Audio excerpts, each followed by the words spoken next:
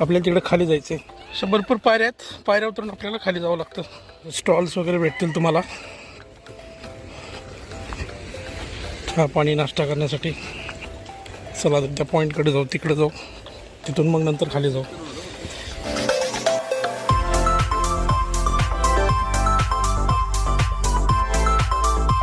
आणि इकडनं बघा आता काय व्ह्यू दिसतोय, एकच नंबर, जबरदस्त व्ह्यू आहे.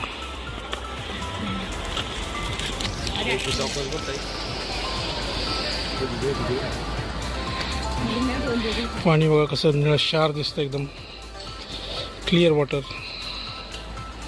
तिकडे फेसाळणारं पाणी, एकच नंबर.